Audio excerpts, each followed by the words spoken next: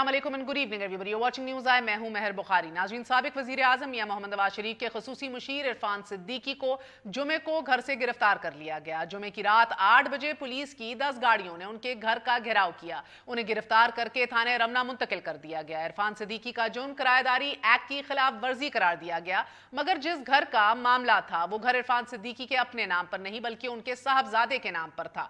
20 जुलाई को ये घर किराए पर दिया गया। किराएदार के साथ एग्रीमेंट भी इरफान सिद्दीकी ने नहीं, उनके साहबजादे ने किया। पुलिस का यह कहना है कि किराएदार से कवायद मांगे गए जो उन्होंने नहीं दिए, तो किराएदार और इरफान सिद्दीकी दोनों को ही गिरफ्तार कर लिया गया। हफ्ते को उन्हें जुडिशल मजिस्ट्रेट मेहरीन बलोच की अदालत में पेश किया गया और किराएदारी एक्ट की खिलाफ वर्जी पर उन्हें 14 दिन जुडिशल रिमांड पर जेल भेज दिया गया। एक ऐसे शख्स को कि जिसकी वजह शोहरत थी, दर्स और तदरीस रही, उन्हें नाकर्दा गुनाह में जेल भेज दिया गया। मगर इतवार को छुट्टी वाले दिन इसी मजिस्ट्रेट मेहरीन बलोच ने जमानत पर रिहा कर दिया। इरफान सिद्दीकी का रावलपिंडी के इल्मी खानवादे से ताल्लुक। सर सैयद कॉलेज रावलपिंडी में तवील अरसा इल्म की रोशनी फैलाते रहे। ओवरसीज पाकिस्तानी के डायरेक्टर एजुकेशन भी रहे। हफ्तावार जिंदगी से सहाफत का आगाज किया और कौमी डाइजेस्ट से वाबस्ता भी रहे। हफ्तावार तकबीर से मुंसलिक भी रहे। 1998 में सदर पाकिस्तान रफीक ताड़ के प्रेस सेक्रेटरी तैनात हुए और 1999 में कॉलमकार हो गए। उनका शुमार पाकिस्तान के चंद नामवर कॉलम निगारों में होता रहा। उन्होंने रेडियो पर भी बहुत से शोज़ किए, बहुत से ज़ायद ड्रामे भी उन्होंने तहरीर किए। उनका शुमार उन चंद सहाफ़ियों में होता रहा कि जिन्होंने तालिबान के अमीर मुल्ला उमर से मुलाकात भी की। इरफान सिद्दीकी साहब वो नामवर शख्सियत हैं कि जिनके शागिर्दों में chairman joint chief of staff general Zubair Hayat, army chief general Qamar Javed Bajwa जैसे बहुत बहुत बड़े नाम भी शामिल हैं। 2013 में नवाज शरीफ साहब इक़्तिदार में आए तो इरफान सिद्दीकी को नेशनल अफेयर्स का मुशीर लगा दिया गया। ये मियाँ साहब की तकरीर भी लिखते रहे और कीमती मशवरों से भी उनको नवाजते रहे। लेकिन इरफान सिद्दीकी साहब का अरेस्ट और इस तरीके से अरेस्ट, जो सलूक उनके साथ बर्पा किया गया, यकीनन बायसे शर्मिंदगी है। इरफान सिद्दीकी की गिरफ्तारी के इकदाम पर जितनी शर्मिंदगी रियासत पाकिस्तान को उठाना पड़ी है, अब इसके अजाले की काविशें तो जोरों पर हैं। एसवीसी हुकूमत का ये कहना है कि इस गिरफ्तारी से उनका कोई ताल्लुक नहीं, कोई लेना देना नहीं, ये पुलिस की गलती है और हुकूमत इस मामले की तहकीकात कराएगी। मगर of course the million dollar question is not कि गलती किसकी है अभी, बट ऑल्सो कि हुकूमत मामले की तहकीक कराए ना कराए, लेकिन इस बात की तहकीक को तो अब जरूर करानी पड़ेगी कि क्या इरफान सिद्दीकी का जुर्म मियां साहब की तकरीर हैं या फिर खसूसी मुशीर के मनसब पर फाइज रहना। These are questions which will continue to harm and pose a threat to the government. इसी हवाले से बात करने के लिए हमारे साथ इरफान सिद्दीकी साहब मौजूद हैं। इरफान साहब, अस्सलाम वालेकुम। वालेकुम अस्सलाम। इरफान साहब, आपको ऐसी कोई इतलात मिल रही थी पिछले दिनों के ऐसा कुछ होने वाला है? Were you expecting it at all या बिल्कुल completely out of the blue ये सारा काम हुआ? महर, it was completely out of the blue. अगरचे मैं जो गिरदोपेश के हालात देखता रहता था, ख़बरें आती रहती थी, फ़लाँ पे इस तरह का केस बन गया, फ़लाँ पे इस तरह का बन गया, तो किसी भी अनहोनी के लिए तो आदमी को इस मौसम में तैयार रहना चाहिए जिस मौसम से हम गुज़र रहे हैं। लेकिन मेरे बारे में आप जानती हैं कि मैं अपने ओहदे से फ़रागत के बाद से मैं मीडिया में भी नहीं जा रहा। मैंने कालम लिखना भी तर्क किया हुआ है और एक तरह से गोशा नशीनी की, और मैं पॉलिटिकल एक्टिविटीज़ में भी नहीं जा रहा, इवन पार्टी की मीटिंग्स में भी नहीं जा रहा। तो एक तरह से गोशा नशीनी की ज़िंदगी थी। तो मैं नहीं एक्सपेक्ट करता था कि इस तरह की कोई वारदात अचानक हो जानी है, विच वाज जी। आपको क्या लगता है कि आप क्या मंतक आपको समझ आ रही है जब आप, एंड यू राइट ना, आप इंटरव्यूज आ रहे हैं ना, आप पॉलिटिकल सिनारियो के अंदर पेश हैं, तो आपको टारगेट करके क्या हासिल करना मकसूद था या किसका क्या मोटिव हो सकता है? क्योंकि इजाज शाह तो ऑन रिकॉर्ड आके कह चुके हैं कि जिसने भी ये किया है, एडमिनिस्ट्रेशन हो या जो कोई भी हो बकौल उनके, ये तो कोई इमरान खान को फेवर नहीं किया बल्कि इसका उल्टा उनके लिए एक बहुत बड़ी मुसीबत खड़ी कर दी है। देखिए महर, मैं एब्सोल्युटली इससे वाकिफ़ नहीं हूँ और मैं बिल्कुल सच बोल रहा हूँ। मैं इसमें आप मुझे जानती हैं, मैं ज़्यादा ना तो किसी पे इल्ज़ाम तराशी करने का आदी हूँ, ना ही मैं कोई फिंगर पॉइंटिंग करता हूँ। मुझे नहीं मालूम कि इसके पीछे कौन है, मेरी इस तरह की तौहीन आमेज़ गिरफ़्तारी के पीछे कौन है। मुझे अगर एक पुलिस वाला बुला भी लेता कि सर आप आइए, आपसे कुछ पूछना है, तो मैं चला जाता अपनी गाड़ी पे। लेकिन रात का 10-12 गाड़ियों का आना, बड़े बड़े डाले, पूरे मेरी गली को घेरना, हर घर को जो है वो घेरे के में ले लेना और मुझे धकेल के गाड़ी में डाल के ले जाना, مجھے اس کی نہیں سمجھ آ رہی فرینکلی. یعنی اگر کوئی پولیٹیکل گورنمنٹ ہے جو کہ ہے اس وقت، پولیٹیکل گورنمنٹ ٹھیک کہتے ہیں بریگیڈیئر صاحب کہ اس طرح کی چیزوں کو افورڈ نہیں کرتی. کسی اور کے لیے بھی اس طرح کی جو حرکات و سکنات ہوتی ہیں وہ کبھی بھی فیوریبل نہیں ہوتی. سو میں آئی ایم ہینڈی کیپ کہ میں یہ سوچوں کہ یہ کون ہو سکتا ہے.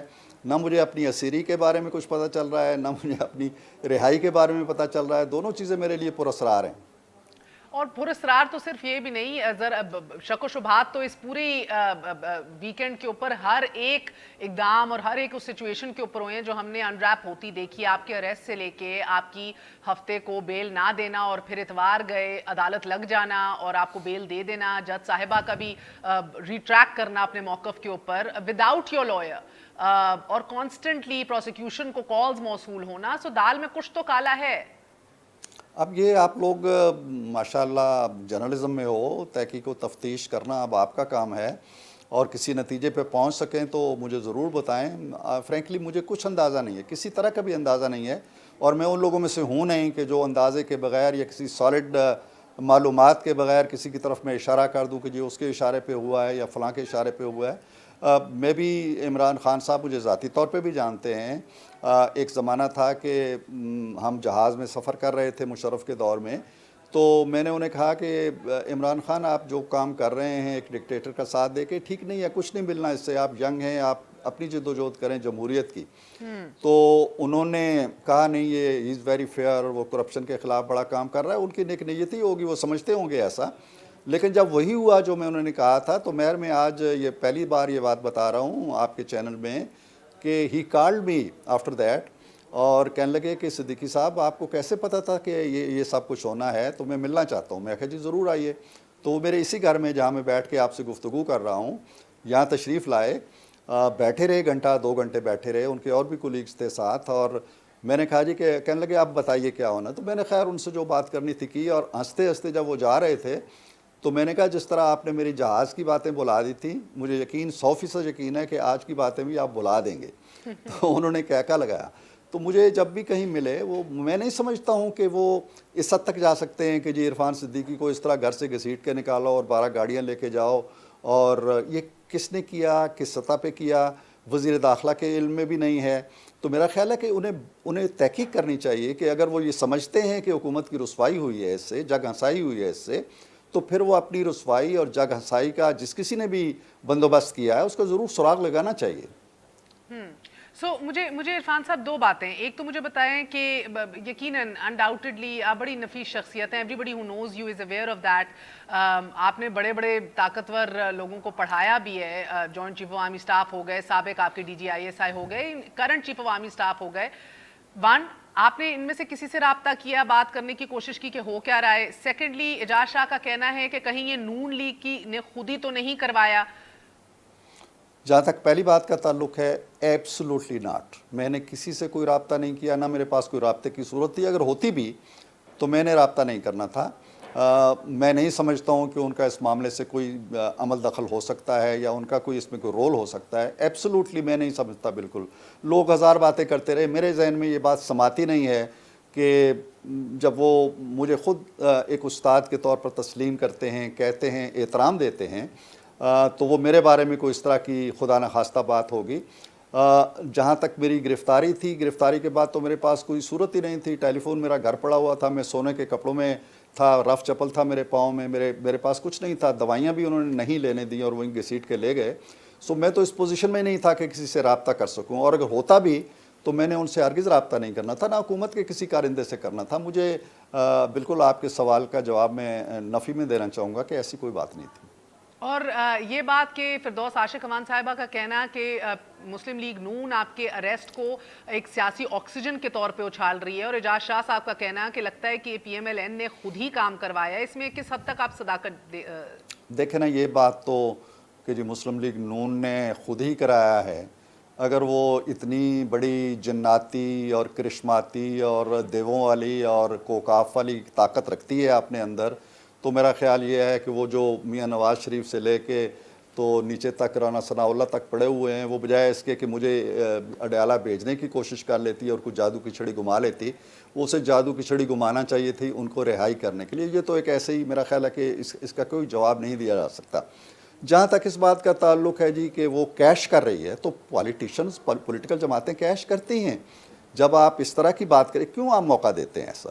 क्यों एक ऐसे शख्स को जो मुतारिफ शख्स है, जिसको लोग जानते हैं, जिसका ताल्लुक मैंने जज साहब के सामने, जज साहिबा के सामने भी, जब मेरे हाथ में हथकड़ी लगी हुई थी तो मैंने उन्हें बताया था कि ये मुझे नहीं पता कि इन्होंने ये इत्तफाक से किया है, ये जानबूझ के किया है, कि मेरे दाएं हाथ में हथकड़ी डाली है। मैंने वकला की मौजूदगी में जज साहिबा से मुखातिब होते हुए कहा कि ये वो हाथ है कि जिसमें हमेशा से या कलम रहा है, कागज़ रहा है, किताब रही है, ब्लैक बोर्ड पर लिखने वाला चाक रहा है। मुझे नहीं मालूम कि इसकी क्या ख़ता है कि इसमें आपने हथकड़ी लगाई है, बट उन्होंने ये उस वक्त भी नहीं कहा कि ये हथकड़ी क्यों लगाई है। और मैंने ये बताया कि आई एम ओवर 75 और मैं कोई भागने वाला भी नहीं हूँ। तो एनी हाउ ये सारा कुछ क्यों हुआ, कैसे हुआ, किसके ईमा पे हुआ, फिर जेल में मेरे साथ जिस तरह का रवैया रखा गया, ये सारा मैं बिल्कुल आई एब्सोल्युटली ब्लाइंड। और उसकी अगली सुबह जब 1 बजे मैं अपने सेल में पड़ा हुआ था और मुझे वहाँ से उठा के कहने लगे जी आपकी रिहाई हो रही है, तो आपने जाना है। तो मुझे ना अपनी असीरी का कुछ पता है, ना अपनी रिहाई का कुछ पता है। तो फिर कहीं ये सच हो सकता है कि हुकूमत की बातों में वजन हो कि it is all a big misunderstanding? वज़ीर आज़म भी बड़े नाला हैं कि आपको हथकड़ियाँ क्यों लगाई गई और इसका फौरी नोटिस लिया गया है। स्पीकर भी ने एजाज शाह साहब को भी तलब किया है। It could be a big misunderstanding. देखें, अगर मैं अगेन वही बात कि मैं किसी की नीयत के बारे में कोई राय देने के लिए मैं समझता हूँ मैं इस पोजीशन में नहीं हूँ। हो सकता है कि ऐसा हो, मैं लाइसेंस देता हूँ कि हो सकता है वज़ीर आज़म के इल्म में ना हो, मैं लाइसेंस देता हूँ कि वज़ीर दाखिला को भी ना पता हो, लेकिन अगर इन दोनों के इल्म में नहीं है तो फिर इन दोनों पे इससे ज़्यादा लाजिम आता है कि वो जो भी कोई ज़िम्मेदार है इसका, जो उनके लिए एक मसला खड़ा किया है या जिसने ऑक्सीजन फराहम किया है उनकी एक अपोनेंट पार्टी को, उस बंदे का या उस जो भी अफराद हैं उनका सुराग ज़रूर लगाएं। मेरे लिए नहीं, मेरे साथ तो जो होना था हो चुका है, हथकड़ी लगनी थी लग चुकी है, घसीट के गाड़ी में डालना था डाल चुके हैं, एक हाई सिक्योरिटी जोन में जहाँ दहशत गर्दों को बंद करते हैं वहाँ 6 बंदों के साथ बंद भी कर चुके हैं। तो मैं उन चीज़ों का गिला नहीं करता, ठीक है ना, मैंने वहाँ कोई शिकायत की ना अब करता हूँ। लेकिन अगर इनकी पार्टी को या हुकूमत को ज़ोफ़ पहुँचा है, एक तनकीद आई है, सिविल सोसाइटी जागी है, मीडिया जागा है, सोशल मीडिया ने यलगार की है, तो उन पे लाजिम है कि अपने घर के अंदर अगर कोई ऐसी चीज़ है या घर का कोई ऐसा चिराग है जो घर को आग दिखा रहा है, तो उस चिराग का पता तो चलाएं ना, मेरे लिए ना चलाएं, अपने लिए चलाएं। और इरफान सिद्दीकी साहब, सोशल मीडिया के ऊपर ये बात फैली हुई है कि आप मरियम बीबी की भी स्पीच राइटिंग करते थे। आप have you been in touch with her? कितना एक्टिवली मुशावरत के लिए क्या वो आपसे राब्ते में रहती हैं? देखिए, पहली बात तो ये है कि किसी शख्स की आज़ादी को आप इस हद तक अगर सलब करना चाहते हैं कि वो किसी से बात ना करे, अगर कोई मशवरा मांगे तो वो अपना मुंह बंद कर ले, तो मैं नहीं समझता हूँ कि ये पाकिस्तान का आइन या पाकिस्तान का कानून या कोई भी वैल्यूज़ जो हैं सोसाइटी की वो हैं। दूसरी बात ये होती है कि मरियम को जहाँ तक आप भी समझती हैं, मैं भी जानता हूँ, वो ये लिखी हुई, मियाँ साहब का अपना एक मिजाज है, वो लिखी हुई चीज़ को पसंद करते हैं, उनके अंदर एक कॉन्फिडेंस आता है जब एक लिखी हुई चीज़ उनके सामने होती है। और तकरीर भी, इवन जलसा है आम के अंदर भी वो कोशिश करते हैं कि कोई ना कोई स्क्रिप्ट हो। मरियम बिल्कुल कंट्रास्ट है उनका, वो कोई लिखी हुई तकरीर करती ही नहीं है। आज तक मेरे इल्म में नहीं है कि उसने कोई लिखी हुई तकरीर किसी से मांगी हो या लिखवाई हो। हाँ, ये हो सकता है कि वो किसी से कहा हो या मुझे भी कहा हो कि अंकल इस बारे में आप कोई पॉइंट मुझे दें, माजी में ये होता था तो भुट्टो साहब के दौर में क्या हुआ, ये हुआ। तो एब्सोल्युटली तकरीर नवीसी का शोबा जो है वो उसका बंद हो चुका है, ख़त्म हो चुका है मुद्दतों से। और वो जब यहाँ भी होती थी प्राइम मिनिस्टर हाउस के अंदर, तो उनका जो दायरा कार था, मुसद्दक साहब होते थे, ज़ुबैर साहब होते थे, परवेज़ रशीद साहब होते थे, कभी कभी हम भी बैठ जाते थे, तो वो ख़ुद अपना होमवर्क करने की आदी हैं, अपने पॉइंट्स खुद तख्लीक करती हैं, अपने मीडिया का उनका अपना जो एक हल्का है उससे रहनुमाई लेती हैं। और वैसे उनसे सलाम दुआ है, मोहब्बत है, एक रिश्ता है। हमारे दोस्त की, हमारे साबिक वज़ीर आज़म की वो बेटी है, हमारी बेटी है। अगर बाप बेटी के रिश्ते को भी आप कतगन लगाना चाहते हैं तो वो अलग बात है। एंड लास्टली इरफान साहब, नए पाकिस्तान में कलम के साथ सलूक भी पुराने पाकिस्तान वाला हो रहा है, अदालतें भी उसी सस्पिशियस तरीके से एक्ट कर रही हैं माजी में भी जो हमने देखा, और बदकिस्मती से एडमिनिस्ट्रेशन के पास भी कोई जवाब नहीं है, अ लॉट लाइक पुराना पाकिस्तान। Would you agree? मैं क्या कह सकता हूँ, पुराने पाकिस्तान में हमें इस तरह की چیزیں ملتی ہیں، لیکن ان کا تعلق مارشل لاؤں سے ضرور ہوتا ہے کہ صحافیوں کو پکڑا بھی گیا، کوڑے بھی لگے، قید و بند میں بھی گئے، سزائیں بھی پائیں. لیکن کسی بھی جمہوری دور کے اندر، چاہے وہ پیپلز پارٹی کا زمانہ ہو یا مسلم لیگ نون کا زمانہ ہو، کم از کم مجھے یاد نہیں ہے کہ کسی بھی صحافی کے ساتھ اس طرح کا برتاؤ کیا گیا ہو جس کا نشانہ مجھے بنایا گیا ہے. اور مجھے اس کی کوئی لاجک، کوئی وجہ سمجھ نہیں آتی. آپ یقین جانو کہ میں وہ ٹارچر سیل کے اندر بیٹھنا یا بٹھانا یا لٹانا یا سلانا یا جو رویہ ہے، میں اسے بھول گیا ہوں بالکل. مجھے صرف وہ منظر ستاتا رہتا ہے جو رات کو 12-14 گاڑیاں میرے گھر کا گھیرا کر کے اور پوری گلی محلے جمع ہو جاتے ہیں کہ پتہ نہیں کسی دہشت گرد کو پکڑنے آئے ہیں، کوئی راہ کا ایجنٹ ہو گیا ہے. میں اس لمحے کو فراموش نہیں کرتا. وہ میرے ذہن کی لو پہ نقش ہو کے رہ گیا ہے، اور وہ شاید اس تاریخ کی کتاب کے اوپر بھی نقش ہو کے رہ گیا ہے.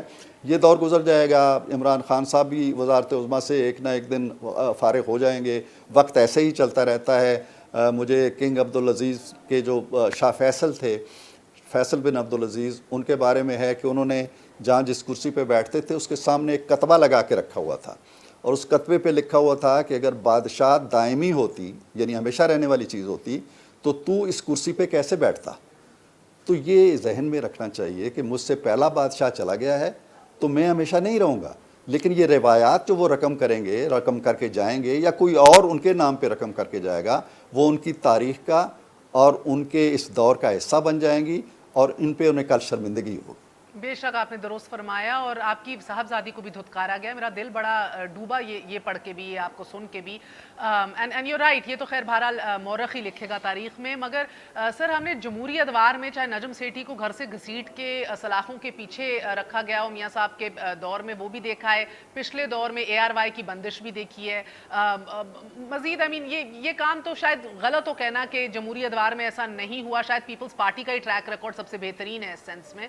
مگر that being said, I think پرانی غلطیوں سے عمران خان کو بھی سیکھنا چاہیے. نہیں، دیکھیں، اگر اس طرح آپ جائیں گے اور تحقیق و تفتیش کریں گے تو پیپلز پارٹی کے دور میں بھی آپ شاید اس وقت جنم بھی نہ لیا ہو.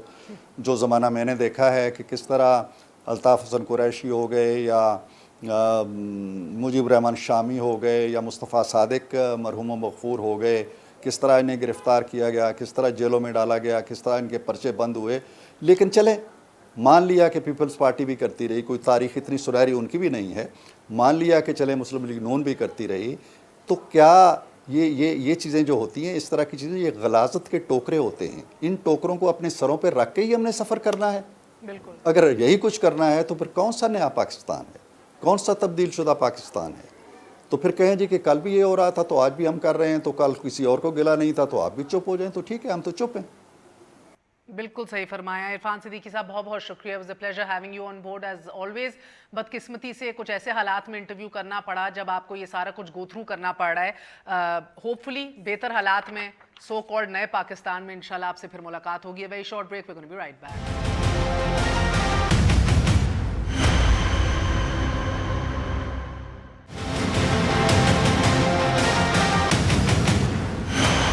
واپس آنے کا شکریہ. Welcome once again to news آئی. آنے والے دنوں کے اندر سیاسی درجہ حرارت مزید بڑھ جائے گا. مولانا فضل الرحمان صاحب نے اسلام آباد کا رخ کرنے کا اعلان کر دیا ہے، اور اس حکومت کے دن جو ہیں بقول مولانا صاحب گنے جا چکے ہیں. مریم نواز شریف صاحبہ بھی یہی بات دہرا رہی ہیں. مگر اس کے ساتھ ساتھ مولانا صاحب کے جلسے کا اگر جائزہ لیا جائے کوئٹہ میں، تو بہت سے ایسے الفاظ انہوں نے چوز کیے جن کے اوپر سوال بارہا ضرور بنتے ہیں. انہوں نے کہا نظریاتی شناخت کے لیے خطرہ ہے عمران خان کی حکومت. انہوں نے کہا یہ ایجنٹس ہیں، یہ جعلی طور پر قوم پہ مسلط کیے گئے ہیں. ملک میں غیر اعلانیہ مارشل لاء لاگو ہے، بیرونی ایجنڈا ہے ان لوگوں کا. نیچرلی سوال تو بہت سے اٹھتے ہیں. عمران خان صاحب نے آج اپنے تئیں اس کا جواب محسوس ہوتا ہے ضرور دیا. عمران خان صاحب کا کہنا تھا کہ سب جانتے ہیں کہ پاکستان میں اسلام کے نام پر کن لوگوں نے اپنی سیاسی دکانیں کھول رکھی ہیں. فردوس عاشق اوان صاحبہ نے بھی مولانا فضل الرحمان صاحب کو تجویز دی کہ جمہوریت پر خودکش حملہ کرنے کی بجائے حجرے کا رخ کریں، اور سڑکوں پر فساد اور انتشار پھیلانے کی بجائے تبلیغ برائے اصلاح کا فریضہ سر انجام دیں. یہ معاملہ کہاں جا کے ٹھہرے گا یہ جاننے کی کوشش کریں گے. اور ساتھ ساتھ یہ بھی کہ مشرف کی انلائٹنڈ ماڈریشن تو JUI کو قبول تھی، تو پھر ایک ایسی شخصیت کے جو اپنی طرف سے کہہ رہے ہیں کہ ایک مدینہ کی ریاست قائم کرنا چاہ رہے ہیں، تو شک و شبہات کیوں؟ ہمارے ساتھ موجود ہیں سینیٹر اسماعیل بلیدی صاحب، JUI فے سے، احمد جواد صاحب تحریک انصاف سے، سینٹرل انفارمیشن سیکرٹری ہیں. آپ دونوں کا بہت بہت شکریہ. السلام علیکم. مولانا صاحب آپ سے آغاز کروں گی. پہلے بتائیے گا بلیدی صاحب کہ ایز آئی سیڈ مشرف کی انلائٹنڈ ماڈریشن تو آپ کی جماعت کو، مولانا صاحب کو قبول تھی، تو عمران خان جو ایک مدینہ کی ریاست کی جستجو کر بیٹھے ہیں، اتنے شک و شبہات کیوں؟ بسم اللہ الرحمن الرحیم. میں آپ کا شکر گزار ہوں کہ آپ نے مجھے اس موقع پر لائن پر لیا. یقیناً جو کل کا کوئٹہ کا جلسہ تھا وہ میں سمجھتا ہوں کہ ملین مارچ نہیں تھا، بلین مارچ تھا، اور یہ ایک عدم اعتماد کا اظہار تھا بلوچستان کے لوگوں کا موجودہ حکومت کے لیے. اور عمران خان نے جو شروع دن میں مدینہ ریاست کی بات کی، تو وہ مجھے بتائیں 1 سال پورا ہونے کے بعد اس نے کون سے وہ کام کیے جس سے مدینہ کے ریاست کی آثار یا ریاست بنانے کے لیے کوئی پروگرام اس کا ظاہر ہوتا ہے. بلکہ انہوں نے یہ کیا، جب عائشہ ناصر کو سپریم کورٹ نے بری کیا تو پھر یہ فیصلہ ہوا کہ نظر ثانی درخواست کی جائے گی، لیکن انہوں نے راتوں رات ڈیل کر کے یہودی لابی کے کہنے پر ان کو ملک سے باہر بھیج دیا. قطع کلام امام سینیٹر صاحب آپ سے ایک سوال صرف یہ ہے کہ ایک وہ ڈکٹیٹر تھا جس نے علن اعلان انلائٹنڈ ماڈریشن کا ذکر کیا اور اس پالیسی کو پرسو بھی کیا مکمل طور پہ، مگر تب کوئی گلہ شکوہ نہیں تھا، کوئی بھی پرابلم نہیں تھی آپ کی جماعت کو، مولانا صاحب کو. لیکن ایک یہ جماعت ہے جو اور بالکل میں ان کی ترجمانی نہیں کر رہی، مگر ایٹ لیسٹ اعلان کر رہے ہیں ایک مدینہ کی ریاست کا، تو آپ کا حق نہیں بنتا کہ ان کی اصلاح کریں، اس جستجو میں اپنا ہاتھ ڈالیں، نہ کہ ان کو اب ہٹانے کی کاوشیں اب ہوں گی؟ تو پھر فردوس بی بی حکومت جب کہتے ہیں کہ 88 کے بعد کیونکہ اب کرسی نہیں ملی تو اسی لیے گلہ شکوہ ہے اور اسی لیے بقول ان کے فیصلے، بقول ان کے جمہوریت پر خودکش حملہ کرنے اسی لیے بیٹھے ہیں اور فساد برپا کرنے سڑکوں پہ. دیکھیں یہ جو آپ کہہ رہے ہیں، ہم نے مشرف کی کون سی بات کو اون کیا اور ہم نے اس کی مخالفت نہیں کی. جو ان کا ایجنڈا تھا، جو بھی اسلام کے خلاف تھا، تو جمعیت علماء اسلام نے ڈٹ کر اس کا مقابلہ کیا اور ہم نے اس کو کرنے بھی نہیں دیا. ہم نے وہ 17ویں ترمیم میں ہمیں مشرف کو مجبور کیا کہ وہ وردی اتار کر جمہوریت کے اس میں آ جائیں. تو ہم ابھی بھی کہتے ہیں کہ اگر وہ عمران خان کا یہ خیال ہے کہ ادھر ہم مدارس پر یا ناموس رسالت پر یا تحفظ ختم نبوت کے پروگرام پر اگر ہم نے کوئی سودا بازی یہودی لابی سے کروں گا، اور جب وہ لندن گئے تو اس نے جو جلسے میں لوگ تھے وہ سارے سعودی یہودی لابی تھے. اور وہاں مجھے افسوس ہے کہ ایک ملک کا وزیر اعظم گیا ایئرپورٹ، بلیدی صاحب لندن یا امریکہ؟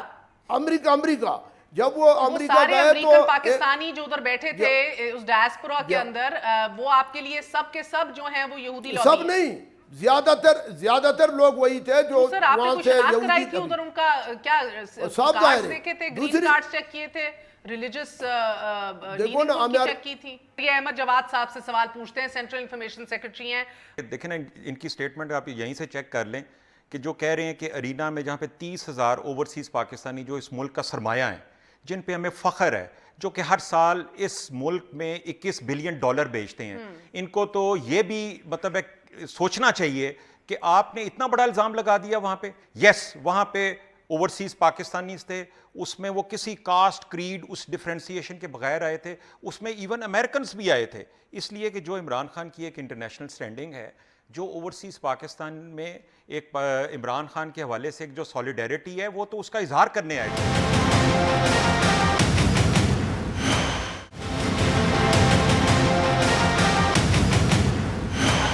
نے تو کوشش کی، مولانا صاحب کو اپروچ کیا، وہ مولانا صاحب نے کہا کہ جو لوگ NRO مانگ رہے ہیں خان صاحب کے لیے، نہ وہ NRO دوں گا، نہ چیئرمنی سینٹ کی NRO کے نام کروں گا. یہ اب گھیراؤ کرنے کی بات کر رہے ہیں اسلام آباد کی، تو اب بھی کوئی کوشش ہوگی بیک ڈور پیچھے سے کہ کسی طرح ان کو راضی کیا جائے یا منایا جائے یا کوئی بات کی جائے، یا اب بسم اللہ بیل مجھے مار؟ دیکھیں میری شبلی فراز صاحب سے بھی بات ہوئی تھی اور ان کا یہ کہنا تھا، دیکھیں ہم ایک جو سیاسی عمل ہے، ایک سیاسی پروسیس ہے، وہ تو جاری رہے گا. ہماری ملاقات بھی ہوگی اور ملک میں ایک جو نیشنل انٹرسٹ میں ہماری کوشش جاری رہے گی، کوئی ریزولوشن ہو جو اس وقت ہمارا ایجنڈا ہے اس کو تمام جماعتیں سپورٹ کریں. تو ان کے پاس جانے کا اور کوئی مقصد نہیں ہے سوائے اس کے کہ ایک براڈ بیسڈ ریزولوشن یا ایک براڈ بیس کنسنسس اس کے لیے ایفرٹس کے حوالے سے گئے.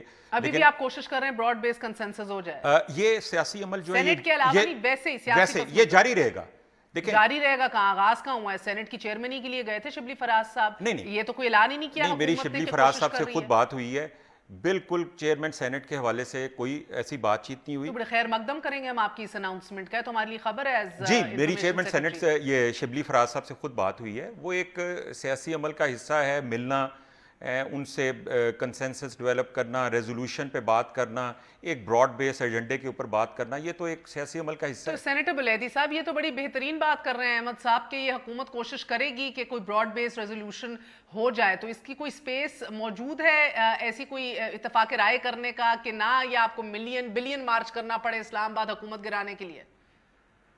میں سمجھتا ہوں کہ یہ ہمارا قابل احترام ہے. یہ جب شبلی صاحب گئے ادھر مولانا کے پاس، وہ تو میرا خیال اس لیے گئے کہ ہم عمران خان کی گاڑی کو ڈیزل ڈالنا چاہتے ہیں، بغیر آپ کے ڈیزل کے پاکستان کا سسٹم نہیں چلتا ہے. تو میں سمجھتا ہوں کہ اگر مولانا اگر اتنا اہم نہیں تھا تو شبلی صاحب جو کہ پی ٹی آئی کا وہاں اپوزیشن لیڈر ہے، تو ویب ہے اس میں سینٹ میں، تو اس میں اگر وہ خود گئے ادھر، اس میں بھیک مانگا کہ صادق سنجرانی کے جو فیصلہ ہے اس کو واپس لینے کی کوشش کرے، تو وہ میں نہیں سمجھتا ہوں کس لیے گئے. اگر وہ گئے ادھر اور مولانا نے ان دو ٹوک الفاظ میں جواب دیا کہ ہم اس کو کبھی کسی صورت میں ہم نے خود میری سربراہی میں اس کا فیصلہ ہوا ہے، تو میں سمجھتا ہوں کہ یہ ڈائیلاگ خود نہیں کرنا چاہتے ہیں. یہ ملک میں جو صدیقی جو اخباری نمائندہ تھے ان کو عسکریاں ڈال کر وہاں اتوار کے دن ان کو جیل سے نکالنا پڑا. تو یہ لوگوں کو بے عزت کر کے یہ خود کہتے ہیں کہ ہمیں اپوزیشن کی ضرورت نہیں ہے. ہم بھی سارے لوگ چاہتے ہیں کہ پاکستان کا سسٹم چلے، پاکستان میں بہتری آ جائے، لیکن آج کل کے جو ماحول ہے ان کا پتہ نہیں 1 2 4 بندے ہوں گے عمران خان کے مشیر جو اس کو غلط مشورہ دیتے ہیں. اور مجھے بڑا خوشی ہوئی کل کہ اسد عمر نے ایک اسٹیٹمنٹ دیا کہ بہتر تھا کہ ہم ورلڈ بینک کے شرائط پر قرضہ نہ لیتے، ہم بہتر طریقے سے چل رہے تھے. یہ اتنی بڑی مہنگائی ہوئی کہ لوگ مرنے کے لیے خودکشی کے لیے تیار ہیں. آئی ایم ایف بھارا وہ تو ایک الگ ڈیبیٹ معیشت پہ چھڑ جائے گی نا. یہ تو اپنی جگہ ایک حقیقت ہے کہ ہر حکومت جس کا حصہ آپ بھی رہے ہیں ہمیشہ آئی ایم ایف کے پاس گئے ہیں.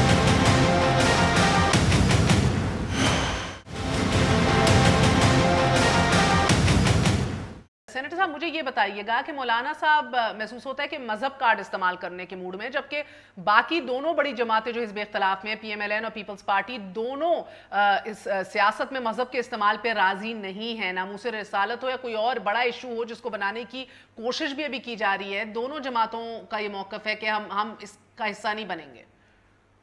نہیں دیکھو، ہم تو میں سمجھتا ہوں کہ سیاست اور اسلام میں کوئی فرق نہیں ہے. یہ مسٹر ملا یہ تو ہم نے اس کا فرق وہ کیا ہے. سیاست تو اسلامی سیاست، وہ جو سیاست آپ کے ان کا وہ منافق کا نام ہے. سیاست اصلی تو اسلامی سیاست ہے. ہم سمجھتے ہیں کہ اس ملک میں دونوں بڑی جماعتیں بھی ہمارے ساتھ اس سیاست میں، جو مولانا فضل الرحمان اگر مذہبی جماعت کے قائد ہیں اور جمعیت علماء اسلام کی افرادی قوت اتنی زیادہ ہے کہ وہ اگر ہم یہ آواز نہ اٹھائیں تو مدارس کے خلاف بھی ان کے بڑے سازش ہیں اور دوسرے مذہبی لوگوں کے خلاف بڑے سازش ہیں. سر عمران خان صاحب پوچھتے ہیں کہ کس طرح کا اسلام سیاست میں جدھر احتساب پہ آپ یقین نہ رکھیں، جدھر آپ اس ملک کے مختلف صدور سے وزراء اعظم سے سوال کرنے پہ راضی نہ ہوں. مولانا صاحب نے پھر کوئٹہ میں نواز شریف صاحب کا ذکر کیا، مگر اگین وہی بات عمران خان صاحب کرتے ہیں کہ سیاست کے نام پہ منافقت تو پھر آپ لوگ کر رہے ہیں جدھر آپ لوگ احتساب میں یقین نہیں رکھتے. نہیں ہم احتساب کے لیے حاضر ہیں. کب ہم نے کہا کہ ہم احتساب کے مخالف ہیں، لیکن احتساب ہو برائے تعمیر، برائے تخریب، ہر مرحلے پہ انہوں نے اپوز ہی کیا ہے. احمد صاحب مجھے آخری سوال یہ بتائیے گا کہ یہ جو تاثر ہے یہ اور دن بدن گہرا ہوتا جا رہا ہے. چاہے رانا ثناء اللہ وہ آج بھی ڈیمانڈ کر رہے تھے، ان کی پھر ریمانڈ میں وہ چلے گئے 11 دن کے لیے کہ کہاں ہے وہ ویڈیو جب مجھے اریسٹ کیا تھا. عرفان صدیقی صاحب ہوں، ایک تماشا ایسا بنا کہ اپنی منہ کھانی پڑ گئی. یہ آپ کے رینکس میں سب دودھ کے دھلے ہیں سر، کوئی گرفتاری نہیں ہوگی، اکراس دا بورڈ والی بات ہی آپ کو لے ڈوبنی ہے. اس حکومت کے آنے کے بعد اگر آپ دیکھیں، سب سے پہلے تو آپ دیکھیں کہ علیم خان جو ہمارے سینئر منسٹر تھے، نیب نے ان کو اریسٹ بھی کیا، ان پہ انویسٹیگیشن بھی ہو رہی ہیں. اعظم سواتی صاحب جو ہیں اور ہر پروڈکشن آرڈر پہ ان کو ریزائن ہر سٹینڈنگ کمیٹی میں ڈالا گیا. آج پھر پیپلز پارٹی سمیت شہباز شریف صاحب بھی بات کر رہے تھے پروڈکشن آرڈرز کی. نہ شاہد خاقان عباسی کا ہے، نہ رانا ثناء اللہ کا ہے، نہ حمزہ شہباز کا پروڈکشن آرڈر ہے، نہ آصف علی زرداری کا پروڈکشن آرڈر ہے. یہ پروڈکشن آرڈر صرف آپ کو اور علیم خان کو سوٹ کرتے تھے؟ میں پہلے اپنی بات کر لوں، پھر پروڈکشن آرڈر کی بھی میں بات کرتا ہوں. دیکھیں، اس کے بعد اعظم سواتی کو آپ دیکھ لیں، ڈاکٹر بابر ایوان کو آپ دیکھ لیں. اس وقت سبطین خان جو ہے وہ بھی ہمارا انڈر اریسٹ ہے. دیکھیں، اکاؤنٹیبلٹی از فار ایوری بڈی، اور اکاؤنٹیبلٹی اس دفعہ اس حکومت میں پہلی دفعہ یہ کوئی حکومتی ایجنڈا نہیں ہے. اب ہم اداروں کو یہ فریڈم دے رہے ہیں، لیکن کرپشن کے خلاف جو ہے اب اکاؤنٹیبلٹی ہونی ہے. اس میں ہمارے لوگ بھی ہو سکتے ہیں، مثال میں نے آپ کو دے دی ہے. اس میں آپ نہیں ہیں، اس وقت ہیں، آپ کا اس وقت بھی ہمارا جو ہے سبطین خان جو ہے وہ نیب کی اریسٹ میں ہے، اور اس میں کوئی کسی قسم کی کوئی ڈفرینسیشن نہیں ہے. لیکن یہ ہے کہ اکاؤنٹیبلٹی سر آپ کے تگڑے بت جب ہلیں گے نا تو تب بات کی جائے گی، جن کے خلاف ابھی انویسٹیگیشنز ہو رہی ہیں. مگر انویسٹیگیشنز میں ان کو اریسٹ کر لیا جاتا ہے، ان کو ہاتھ نہیں لگایا جاتا.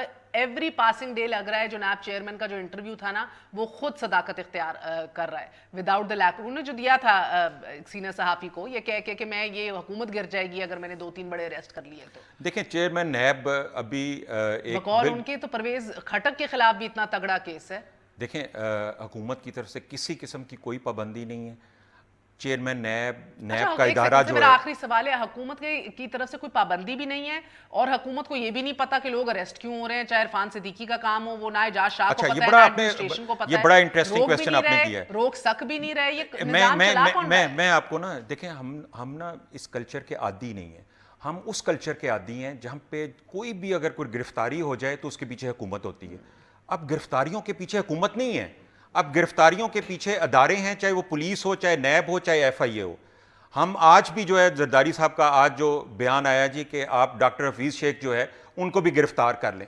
حکومت کا کام گرفتار کرنا نہیں ہے، یہ اداروں کا کام ہے. بہت بہت ہم تو جو ہے جو بھی اس ملک میں قانون اور قاعدہ ہے اس کے مطابق ہم چل رہے ہیں. آج کے لیے اتنا ہی. 2 بڑے موقف ہیں. پی ٹی آئی کہتی ہے ادارے آزاد ہو گئے ہیں، ادارے یہ کام کر رہے ہیں. اپوزیشن یہ کہتی ہے کہ وزیر اعظم کی ڈکٹیشن پہ سب کچھ ہو رہا ہے. آج کے لیے اجازت دیجیے. Good night. اللہ